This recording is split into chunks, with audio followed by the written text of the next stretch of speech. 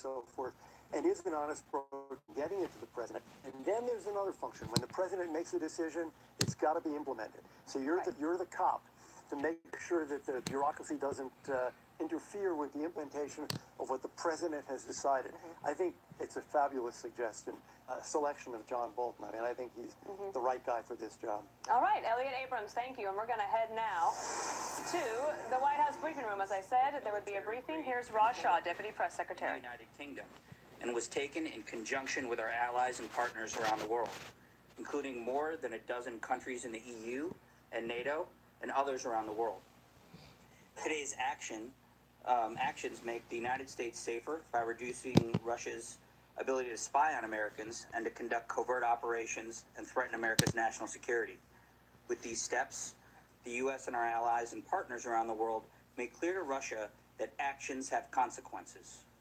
We stand ready to cooperate to build a better relationship with Russia, but this can only happen with a change in the Russian government's behavior.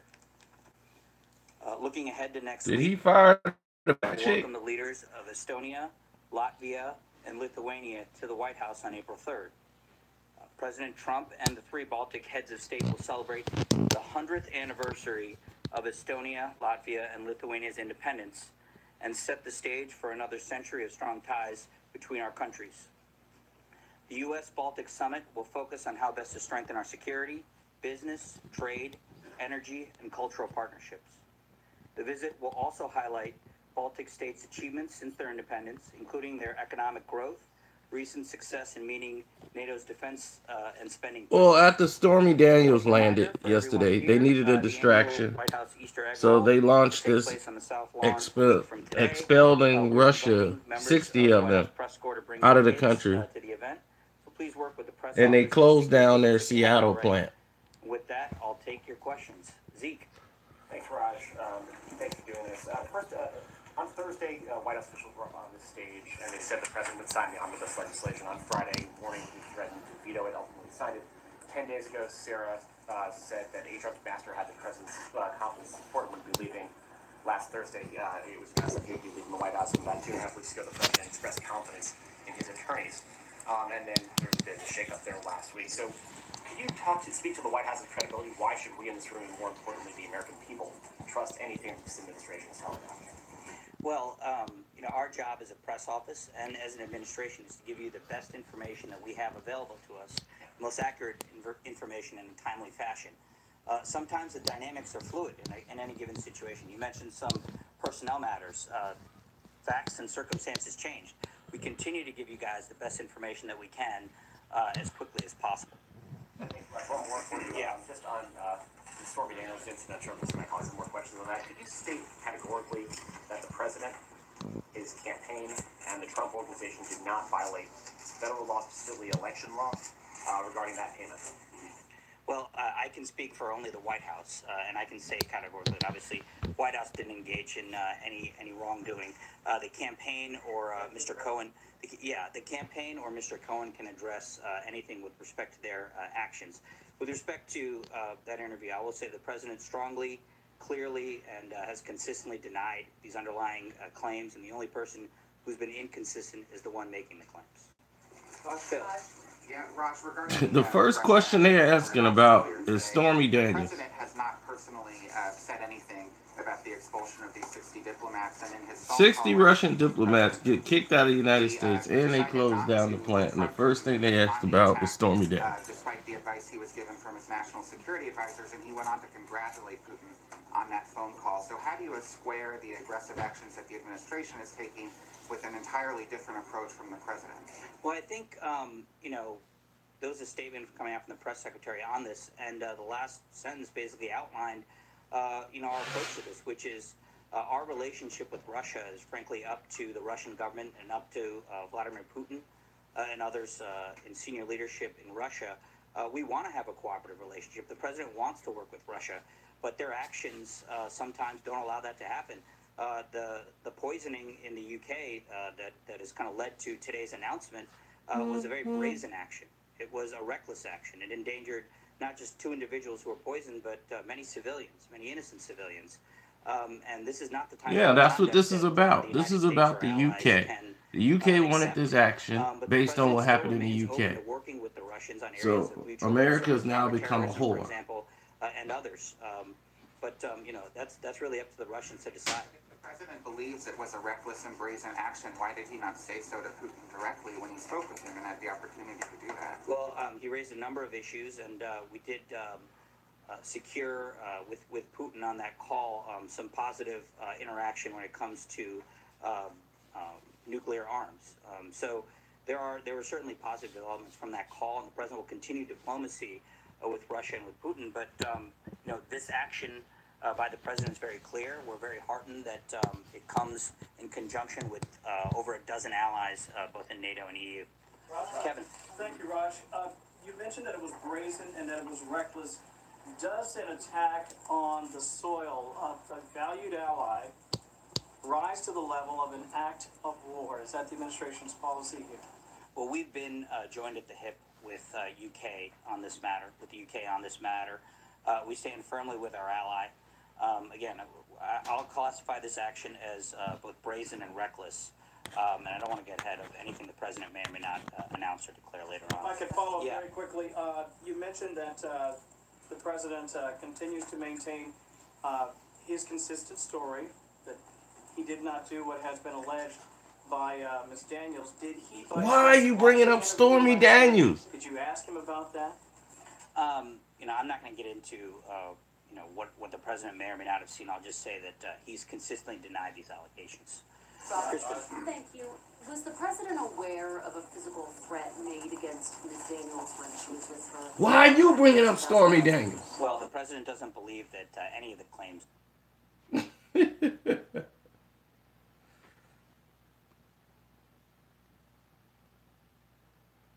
yes, your businesses will be rebuilt. And other tough measures that he's done on Russia. So I think he's willing to talk a good game with Putin, but so far his actions have been very strong. I think as somebody who's a critic of Russia, as I am, and in yourself, 100%. I wish I would have done it sooner. Call me. At this point in time, and I should say the investigation is ongoing, are his own words from his confession tape. And get financial peace of mind. Try SoClean risk-free for 30 days. This is a limited time offer. Call now. 800-65... Audience, John. Now, this much-hyped 60-minute sit-down with Stormy Daniels failed to live up to the sky-high expectations set by her own lawyer. As expected, Daniels described a one-time consensual sexual encounter with Donald Trump a dozen years ago, and she had this to say about what she describes as a parking lot encounter with a man back in 2011 when she was going to tell her tale to a magazine. A guy walked up on me and said to me, "Leave Trump alone, forget the story." And then he leaned around and looked at my daughter and said, "It's a beautiful little girl. It'd be a shame if something happened to her mom." And then he was gone. But Daniels says she can't identify the man and didn't go to the police, making the account impossible for others to verify. She also told Anderson Cooper that she felt releasing statements. She felt pressured into releasing statements denying any affair. That was as recently as January. You thought that there would be some sort of legal repercussion if you didn't sign it. Correct. As a matter of fact, the exact sentence used was, "They can make your life hell in many different ways." They being? I'm not exactly sure who they were. I believe it to be Michael Cohen.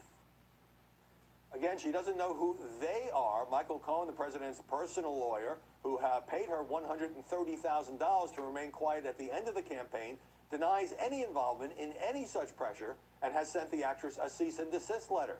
And Daniels' lawyer, Michael Avenatti, had teased, as you mentioned at the top, that she had photos or texts to prove the affair, but she declined to discuss that in last night's CBS interview.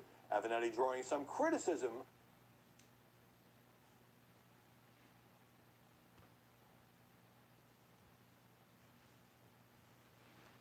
And just like that, it is gone.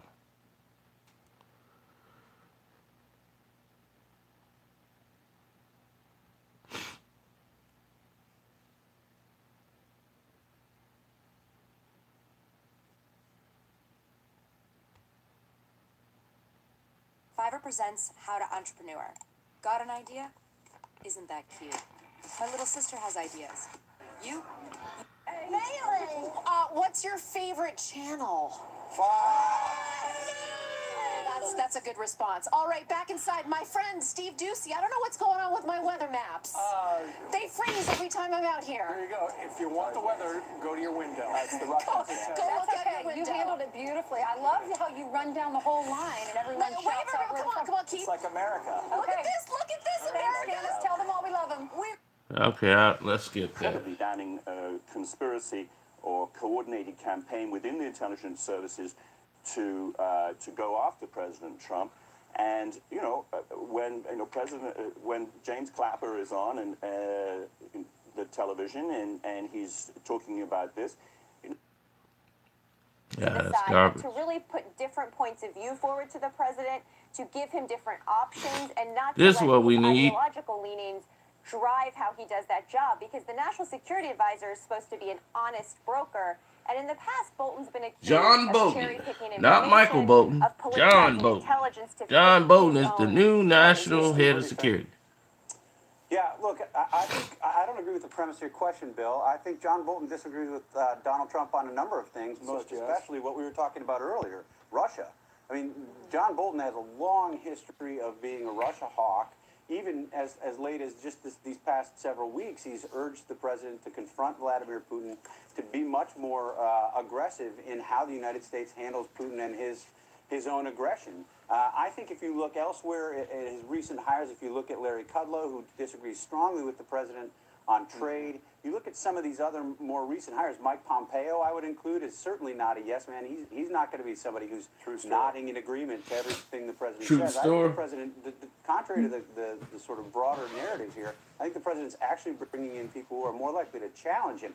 Now, whether he listens to any of these people at any time is a totally different question. Great discussion. Thanks. Interesting point for you. Thank you. Stephen Hayes and Marie Harf, thank you. Good combination down there in D.C. Thanks. 21 packs. Good discussion there. Meanwhile, 6 months after the deadliest mass shooting.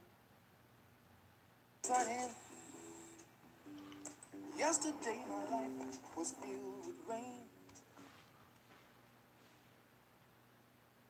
People at any time is a totally different question. Great discussion. Thanks. Interesting point for both of you. Thank you. Stephen Hayes and Marie Harf, thank you. Good combination down there in D.C. Thanks. 21 packs. Good discussion there. Meanwhile, 6 months after the deadliest mass shooting in modern U.S. history, we're now seeing disturbing new video showing how the shooter spent his days leading up to the massacre. Were there any missed signs and where the investigation stands today? Plus, a story we first brought you yesterday. 2 police officers who quickly jumped into action to save the life of a choking infant. Those 2 officers are here to tell their story. At an angle. Fox News alert President Trump issuing a threat on that mammoth $1.3 trillion spending bill approved by the Senate overnight. The president tweeting just moments ago this: I am considering a veto of the omnibus spending bill based on the fact that the 800,000 plus DACA recipients have been totally abandoned by the Democrats, not even mentioned in the bill. And the border wall, which is desperately needed for our national defense, is not fully funded. Ronna McDaniel is the chairwoman of the Republican National Committee. She joins us now. Ronna, thanks for joining us. That can be confusing considering Paul Ryan has been out there assuring everyone that the funding for the border wall is on track in this bill because it funds the government for just 6 months. But the president's right to bring up that the Democrats continue to refuse to deal on the DACA recipients. He has put together a completely reasonable deal, gone further than Barack Obama did, and he has said, let's take care of the DACA recipients. Let's make sure we put in place a wall and better border security so we don't find ourselves in this same position years down the road. Democrats don't want to deal with the president on this because they want to use it as a wedge issue going into the 2018 midterms. But they are abandoning the DACA recipients, and the president is absolutely right to point this out because it is an absolute lie on behalf of Democrat leadership that they care about the DACA recipients more than they care about this next election. Ronna, They're some not of the taking care major of them. promises that the president made and Republicans made to the American people are not in this bill. Does the president have a choice? Well, the president's looking at it. He has every right. He's the commander-in-chief, but I think he's doing the right thing, pointing out to the American people, guess what? Democrats led on this. They said they want to take care of the DACA recipients. I've put a deal on the table, and they're refusing it. You know why? Because they care about more about elections than about taking care of the people they claim to represent. What does this do? The president is being totally reasonable on What does this do for the likelihood of a government shutdown? We'll see what the president comes up with. He wants to look at it. I think it's very fair for him to point out once again that Democrats are refusing to come to the table on something where he has put together an excellent deal. What do you make of these fears of a trade war? We saw the U.S. stock markets plunging yesterday. Dow lost 700 points. Fears of retaliation. And you've got senators like Joni Ernst out in the state of Iowa where they have $2.3 billion annually in exports to China. There's some real fears out there. If the president's doing the right thing by sticking up for our country. I mean, China has been dealing unfairly with our country for far too long. They have been stealing our intellectual property, and he is saying we are not going to stand for this any longer. By the way, everyone across the aisle says the same thing. We've all known that this has been going on, and President Trump talked about it during the campaign, and he is saying, I'm going to take a strong stand against countries that are not dealing with our country fairly. He's not asking for an unfair playing field. He's saying, let's be fair, and let's put America first. And that's his job as commander-in-chief and somebody who is standing up on behalf of the average American person in this country who for far too long has not had a voice representing them in Washington. We'll see how this all plays out come midterms. Speaking of which, the president talking yesterday about how his own popularity will play out in the midterms. Listen to this. We were in Pensacola, Florida a couple of weeks ago. The place is just rocking. Now, I don't know if it's transferable. They say a lot of it's not transferable. They may like me. They may vote for me. They're all saying I'm going to do great in 2020. I mean, let's see what happens, right? Well, we will see what happens. What do you think happens, Rana? Well, I know the president's going to be out campaigning for every single candidate because he wants to maintain these majorities and keep America on this great comeback that we're seeing under his leadership. But he's right. Our base is completely energized around him. I was at that rally in Pennsylvania. I've never seen anything like it. He is the best motivator of our base, but every candidate has got to get out and be making the case for themselves. They're going to have to work as hard as ever to make sure that we keep these majorities because the Democrats are coming for the majorities. They want to take back control. They want to shut down this government as much as possible and stop President Trump from achieving great things for the American people. And so President Trump's going to continue to work, but it is a warning sign for candidates. You're going to have to get out and make a case for yourself because voters are going to make a choice between you and that other Democrat. He certainly was making that a case Democrat there. that you're running against. All right, Ronna McDaniel, chairwoman of the RNC, thanks for being here this morning. Thanks for having me. Roll it. We are moments away. Opening bell on Wall Street. How will stocks respond after a 700-point drop yesterday? 3%. Fears of a trade war with China. Plus, a shakeup inside the president's personal legal team. His lead lawyer, John Dowd, is out. As new attorneys jump on board, what does that mean when dealing with the special counsel? Former Governor Mike Huckabee is on deck next, live. Up at the open here, about 141 at the moment. President Trump unveiling billions of dollars in new tariffs against China over unfair trade practices. The Dow falling more than 700 points. On that news, that's 3% of the market, fifth worst daily point drop ever.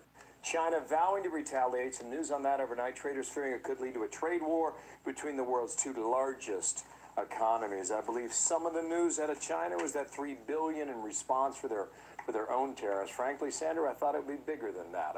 I almost looked at that headline and thought the response was somewhat muted. What did you think? Well, look at the market's response to this. I mean, prior to today, the Dow had lost about 1,000 points on the week, and here it's climbing back on this Friday. You're talking about 128 U.S. products that are targeted in that, and fears sort of are getting pushed aside here. So this is fascinating to watch. Let's watch that, too. I think the other thing is that, look, as a candidate, he talked about this, and he'll say he's been talking about it for decades, and that is true. It's interesting to see who has aligned themselves with President Trump on this issue. Sherrod Brown, a liberal Democrat from Ohio, came out and issued his support for the move. So we'll see where we go right now. But anyway, the shot has been fired in the tariff war today.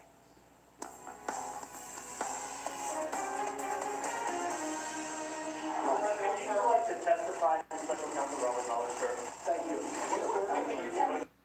Well, that was President Trump saying he would like to meet with special counsel Robert Mueller as the Russia investigation pushes forward. It comes amid a shakeup inside his legal team. His personal lead attorney, John Dowd, is out, resigning amid disagreements over whether the president should cooperate. The president also bringing in a pair of new attorneys as well. Joining me now is former Arkansas Governor Mike Huckabee. He's also a Fox News contributor. sure he would love to weigh in on this White House shakeup because everyone's got a thought and opinion on this one. Well, I think that I've wanted to marry you from the second I met you. I love you. Do you want to move in together? I mean, if the offer still stands. You know, my whole life. You are my future. This is who I am, and it's what I gotta do. It'll be the adventure of a lifetime.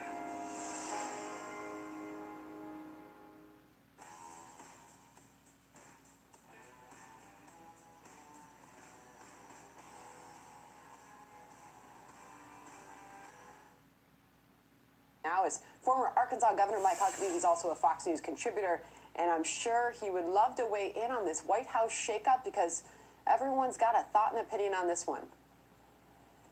Well, I think the good news for the president is he's brought in a couple of people who are real street fighters. Joe Geneva and Victoria Tinsing are tough. They're strong attorneys, and they're both stronger than garlic. By the way, they're married to each other. They're law partners. But I think that what he's doing, he's building a team for the fight that he is in. And he needs brass knuckles here because these are not people coming after him who are doing it in a genteel way. And he's going to have people who understand how the DOJ works. These guys do, and they're fighters. And that's exactly what he needs. Good move. And how are they going to advise him on this Mueller probe and the possible sit-down or answering direct questions of Robert Mueller? That's a big question because that was where he was at odds with John Dowd, who said absolutely not. This should not happen. Then the president answering shouted questions from reporters yesterday. I'd like to sit down. I'd like to answer questions directly to Mueller. I'm sure he would like to, but it's probably not a good legal strategy. Probably the thing that he should do is say, you give me written questions, I'll give you written answers. Going into a room and having them have the freedom to ask anything they want and getting him just to be conversational probably is not a great idea. I don't think he'll do that. There's a trap set if he does, and I think surely all of his lawyers will tell him that no matter how good he is, and he's good in that kind of setting of speaking his mind, these are people who have their own agenda, and it ain't to help him. You know, this most recent shakeup is giving the media an opportunity to run with this whole White House in chaos theme that we've seen a lot lately. Is this a White House that's in chaos? Is there turmoil inside the West Wing? Of course there is. There probably is. The day after the Stormy Daniels interview, all of a sudden they expelled 60 Russians. That's probably not a good sign. And they closed the Seattle plant. Based off the poisoning that happened in the UK when over 200 UK people were poisoned by Russia. Disrupts the marketplace. That's what people elected So the him United to do. States have to And so react when to he keep has their people inside business the White House interests who with are more Russia. I mean, with the UK. I think it's probably that they're not So going to Trump had to do it, and the timing of it was right after the 60 Minutes He's a disruptive Stormy guy, Daniels and interview. he's going to surround himself with people who have that compatibility. That's not Bait and necessarily a switch. bad thing. And we know there was some disagreement inside that White House over these trade tariffs. And now that is a point of contention. And markets seem to be taking a bit of a breather this morning. But that 700-point sell-off yesterday, there were some real fears of a trade war with China vowing retaliation. Well, that's going to happen. But here's what is also happening that I think people need to remember.